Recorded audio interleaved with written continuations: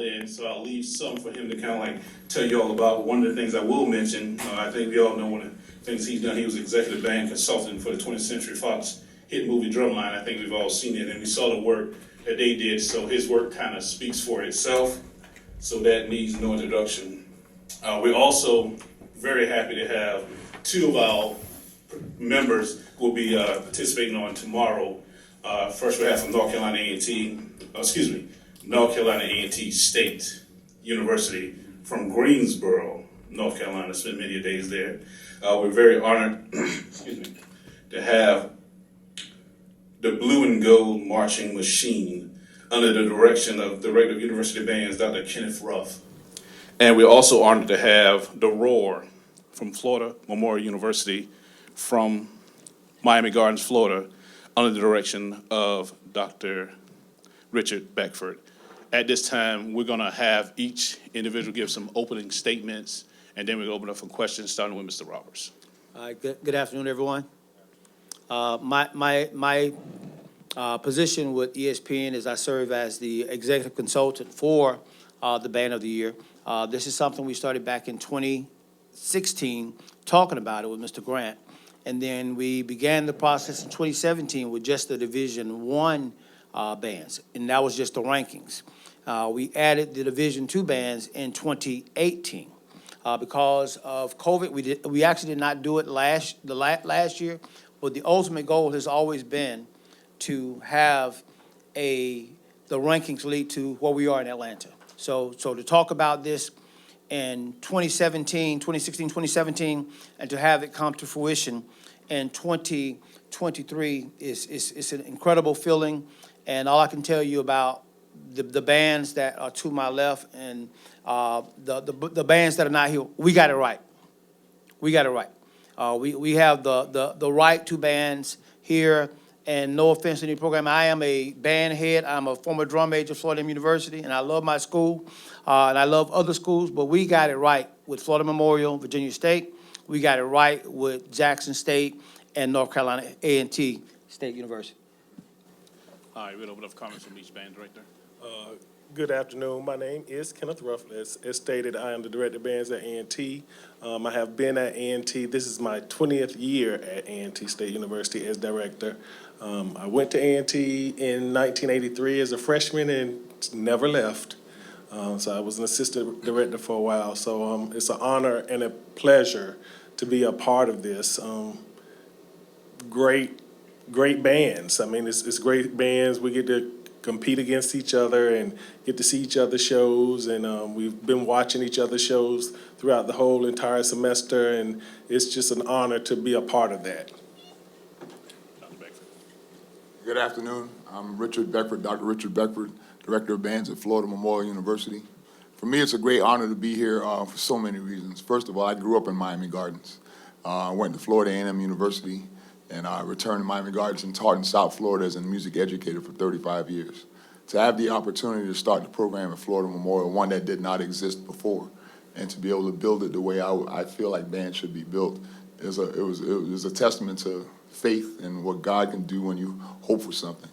And I'm really grateful for the opportunity right now to be a part of this manifestation. I've known Don for a long time, and to see a vision that he's had and the people that he's surrounded himself with, to have this whole weekend to be manifested in this moment and be a part of it, it's a great experience for me, and I'm really happy for my students and for all of our students to be a part of this. So thank you again to all of you that are a part of it. At this time, if you have a question, please raise your hand. When you're recognized, please say your name and your affiliate and who you address the question to. Young man right here. Hello, Rashad Milligan from Rolling Out. Don, the question for you I have, obviously, what are some of the things that you guys are looking for when you are looking at all the bands throughout the season for, I speak on behalf of our chairs and our committee that's not here today. Our chairs are Dr. Julian E. White, Director of Bands Emeritus, Florida A&M University, Professor Dowell Taylor, the Director of Bands Emeritus at Jackson State University. We also have with those a 12-member committee that represents retirees, that represents the present Division I band directors, Division II band directors. And what the committee looked for, and when I said I got it right, there are 5 areas, and we're gonna have a 6th category for the finals. The 5 categories being musicality, how well the band plays, and their musical presentation. That's always first and foremost. That's the highest scored area. Pictures, drill, and design, what you're looking at on the field, whether the formations are legible, clear to the common person, the fans. The percussion section, how well they play along with the band, not just at the section, and what they add to the band. The auxiliaries, in terms of their, and I say auxiliaries, auxiliaries being dance, flag, what am I missing, guys? Majorettes. That, that's the whole part of it. And then the drum majors being a bigger part of it. The other area, the 6th area that's going to be added is general effect. That's what the committee decided to do, because they're watching the videotapes, but they want to add a general effect category in terms of how does the presentation come across to the fans at the actual event. So that's the only thing that would be different than the preliminaries in terms of the adjudication. That's what the committee, I don't have a vote, so I won't get any eggs thrown at me, please. I just kind of organize it, but the committee, they watch it and they adjudicate, and I kind of coordinate everything in terms of setting everything up for them. Charles Bishop, Dr. Cavilles, inside the HBCU Sports Lab. And I wanted to ask this question to the band directors in regards to with the growth of social media and especially podcasts dedicated to essentially critiquing band performances week to week.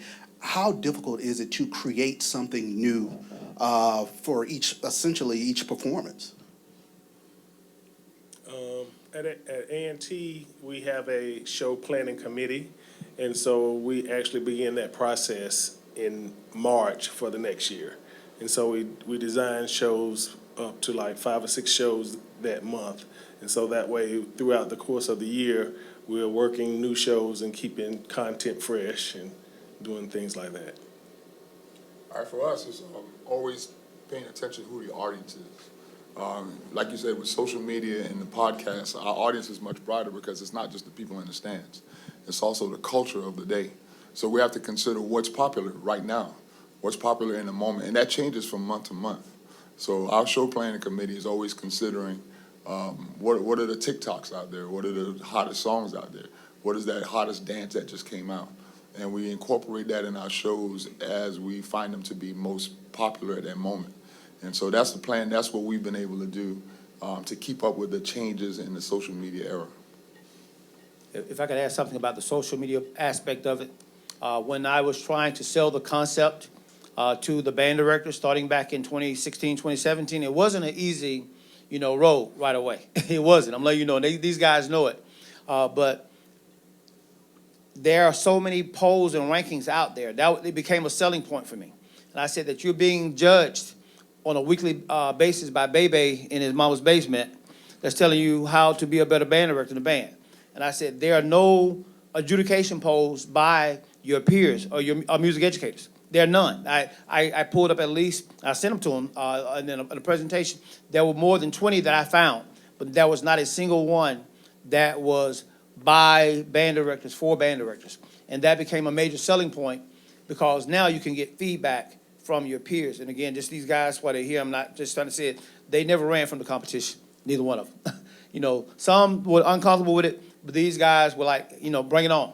We're ready. Florida Memorial, you have thanked us a million times because you said we knew we had a good band program, but now it's validated because people can see it on a nationwide and it's coming from the peers. So it wasn't an easy process for a lot of these guys to be evaluated.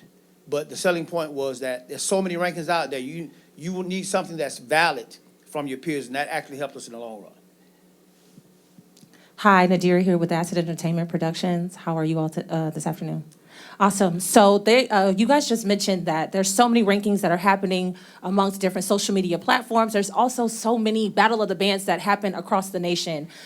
With this one being actually judged and there being a winner being called out at the end of this culmination of this event, how do you guys feel about that for your program and what it's going to do for HBCU marching band programs in its entirety?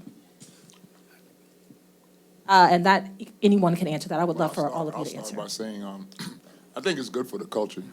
I think having ratings of and things of this nature sets a standard. It provides a rubric for how all of us to elevate. When you have a rubric that's established by directors, longtime directors like, professor at Jackson State and at FAMU and those many other directors that have been doing this for a long time, they're setting a precedence as to what the standard should be. So we're talking about musicality, balance and blend, articulation. Those things are standard to anything that's a good piece of music or good performance music. So what we're doing here is, I think, having a winner based on a rubric, a set standard, a rubric, sets the tone and the standard for everyone, whether you're in this competition or not. And I think it's a good thing for the HBCU culture. And not only that rubric helps to educate. And so when we look at the rubric, I know when I look at the rubric, I'm looking at drum majors and I'm looking at how they're being judged. And so I'm able to take that rubric and I'm trying to incorporate that in my show to gain some points. But also it's a good teaching tool when you're looking at the musicality and you're looking at what directors think is musical. You can add that into your rehearsals and it's a good thing. I know Mr. Grant were here. I know exactly what he would say. And I'm going to say it for him. This is not a battle of the bands. This is something completely different. We are doing something that a battle of the bands is a showcase. It's a competition, but it's also where we give feedback. Battle of the bands don't give feedback except from the fans. We give feedback, and we're about professional growth. We're about student growth. And Ms. Minaj, I asked the band directors that question in a survey, that when we made the final selection, that unlike the movie Drumline, which is said that there was a competition, there's never been a real competition on an annual basis for college bands. Think about that for a minute. Never. You think it is. The fans have always decided, who the champion was. A lot of band directors were very happy with it. But your history can't save you with this one. This is about, proving it on the field on a monthly basis. So this is not a battle of the bands. This is something very different, and it's also something that we feel like is going to be financially, for financial growth for the band programs and educational growth as well. So it's not a battle of the bands. And let me add also about the rubric. The rubric is based in research. It's just not band directors getting together and say blah, blah, blah, blah, blah. It's based in research and what is the standard for being professional and quality and educational. Charles Bishop again, inside the HBCU Sports Lab, and I wanted to ask about the rubric in regards to styles. In boxing parlance, they say, styles make fights, and I wanted to ask, I guess when you look from conference to conference, is there a style that sort of fits itself to this band of the year competition, especially when you take a look at North Carolina A&T, you have the auxiliaries, the flags, the majorettes, whereas you might not have a band that has all of the accoutrements, if you will, of the band. In the rubric, it's very specific about, and we can use auxiliary. It gives you exactly how you should judge the auxiliary, and that rubric will kind of go towards dance, majorette, flag, and all of that. So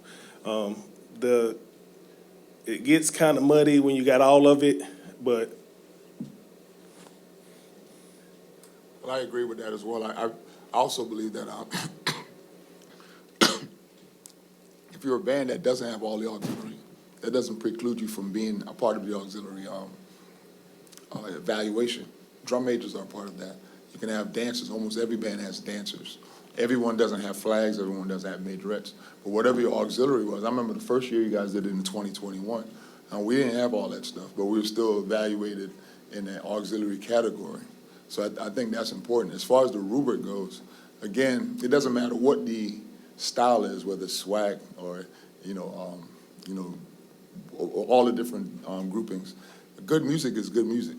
When you're playing jazz, when you're cranking, when you're playing a ballad, all those different styles of music is still predicated on balance, blend, articulation, sound, projection. All those things are present, and no matter what music you're playing. And if it doesn't sound good, if you're out of tune and if you ain't articulating right, that's going to tell. It doesn't matter what the style is, those standards are across the board.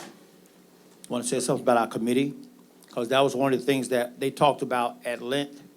How do you evaluate a band that marches in the style of Florida A&M versus a band that marches in the style of Southern University?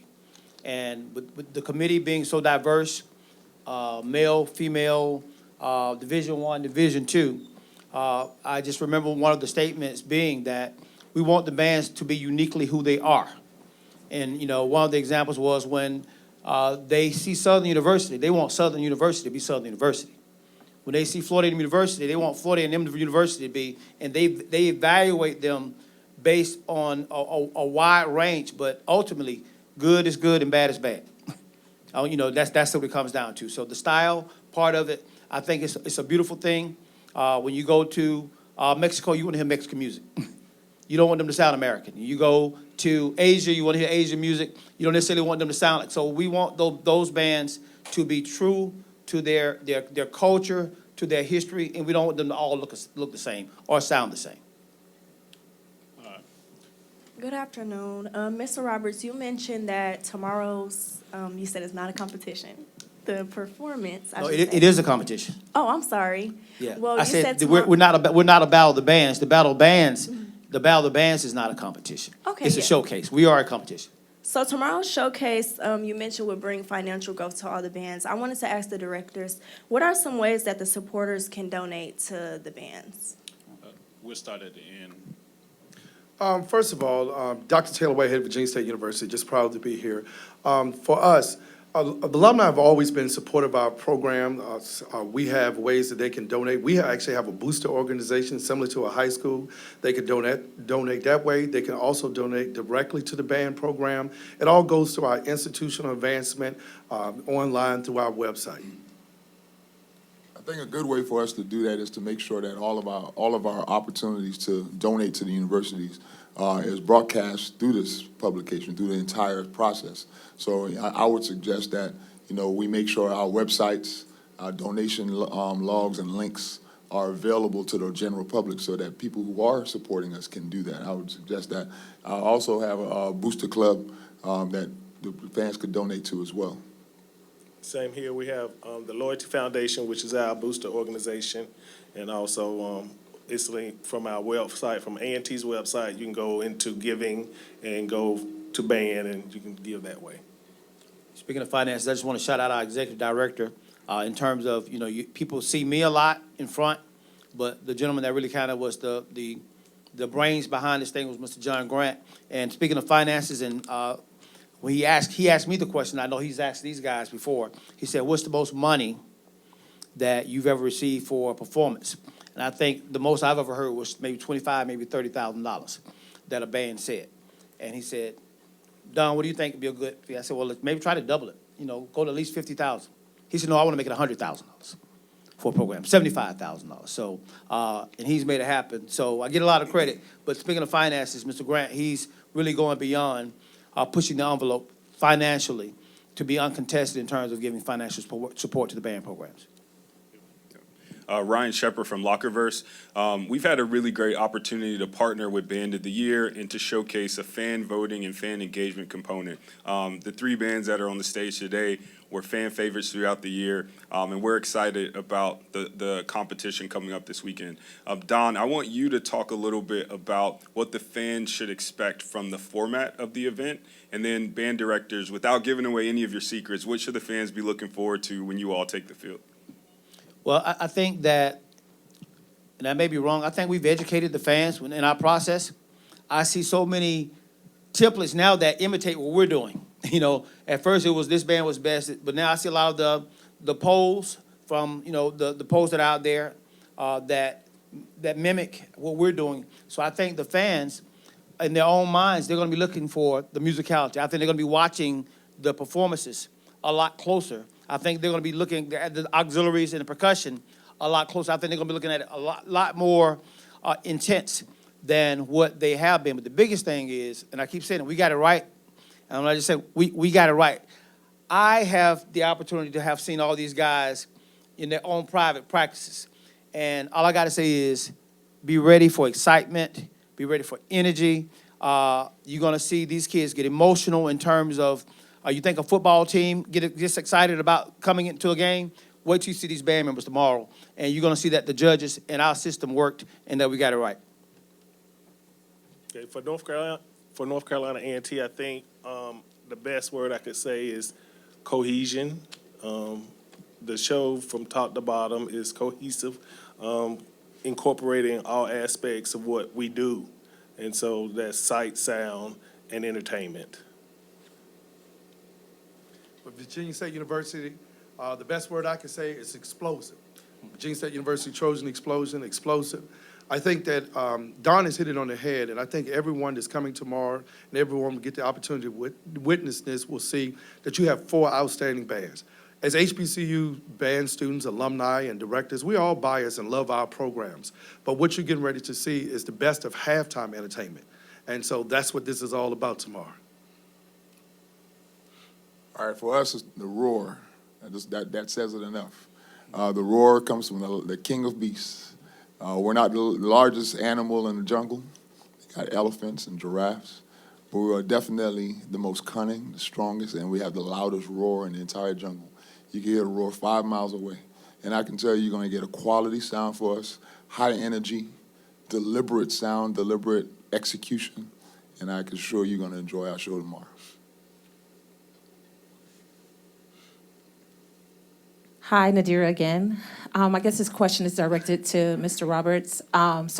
When you all initially started doing the rankings, I was one of the journalists that went out to the different schools and kind of interviewed a few of the different band directors. And we are very aware that this poll or this adjudication started happening without bands submitting themselves. It was just kind of like a voluntary thing where footage was found online and the band programs were adjudicated based off of the footage that was online. What do you have to say to those band directors who feel like the battle of the band model where no winner is announced, because technically this is an art form and art form is expressed in various ways? What do you have to say to those band directors who may not agree with bands being adjudicated or being placed in a first, second, or third place sort of ranking?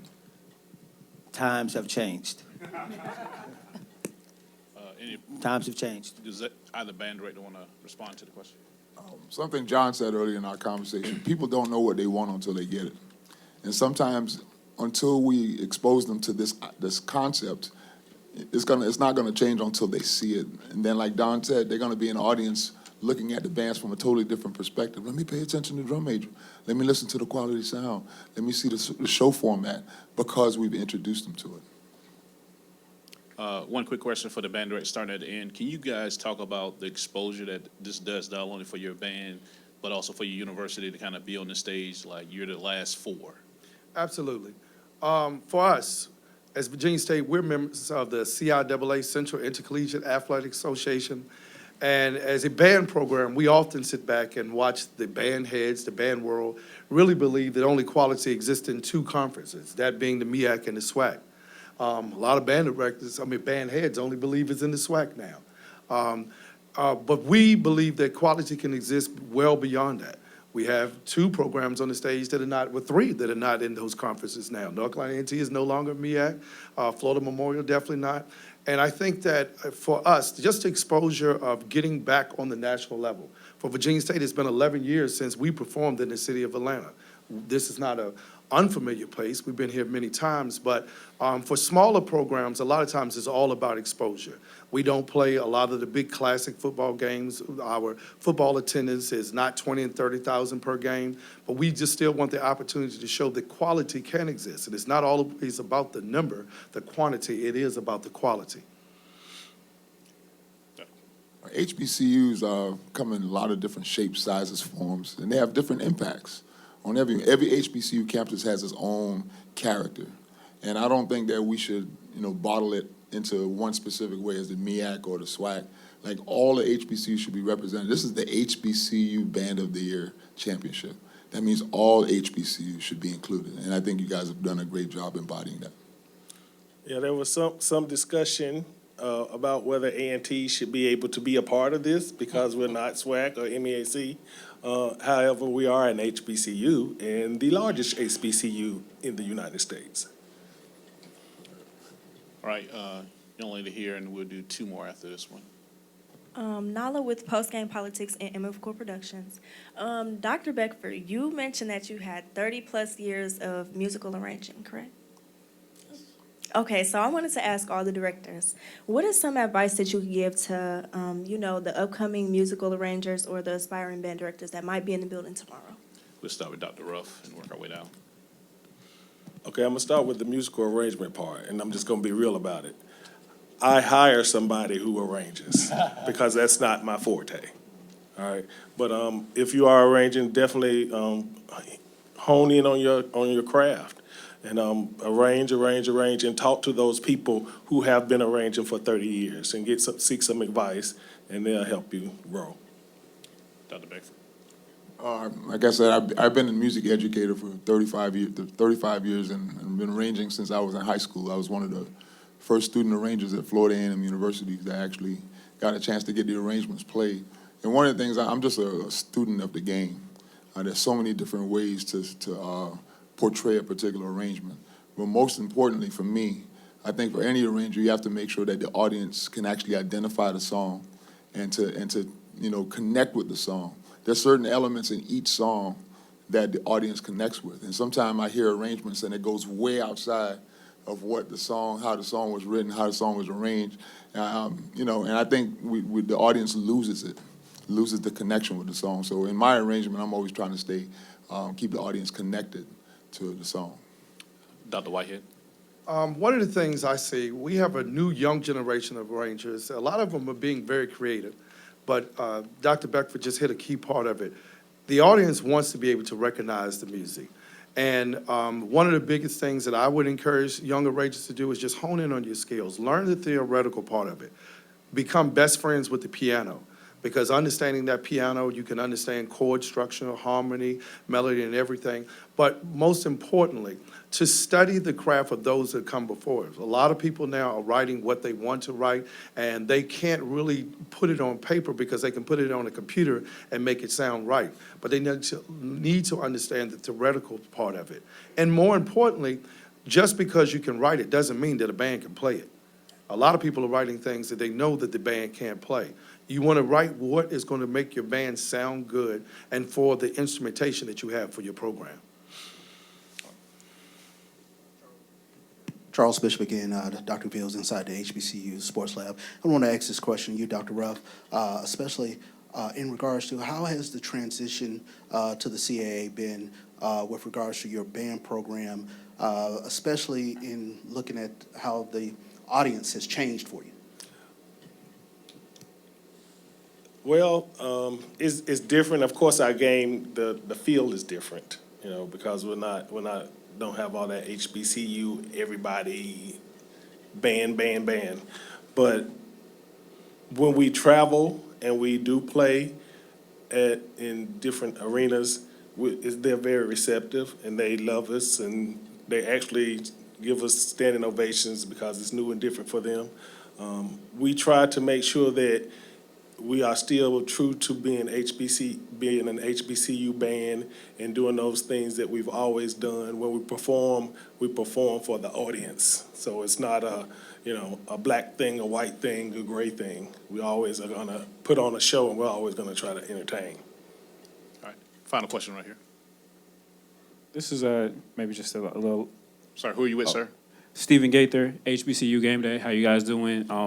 This is a real fun question. What's one song that's being played today by bands that you think will be being played in 25 years? Start with Dr. Whitehead.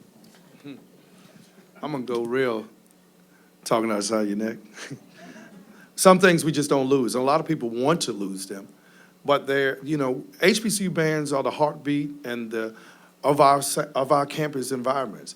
And some things have just stuck around for a long period of time, and they just become a part of our culture, particularly KKSI, TBS. A lot of those organizations have adopted some of those songs as almost the band theme song. So that's the one I think will survive.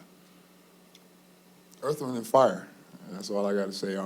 When it comes to what's going to be relevant in band for decades and years in history is Earth, Wind, and Fire. They were written for band. And I think that it doesn't matter what song they play. I think that's going to resonate for decades to come. I would say Luther, anything Luther Vandross is always going to be hitting on the field because it's always musical and the crowd loves it. Well, gentlemen, we thank each and every one of you for your time and you all for being here. And on behalf of all HBCUs, as an HBCU alum, I look forward to the excitement on tomorrow. I can't wait. Thank you. Thank you. Mr. Grant? You want to get a picture?